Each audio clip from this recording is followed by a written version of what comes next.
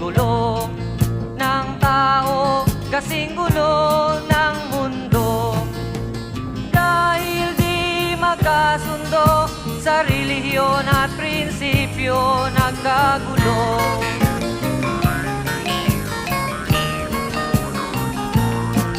Ang bayan ko sa Cotabato, kasing gulo ng isip ko. Di alam saan nang galing, di alam saan patungo.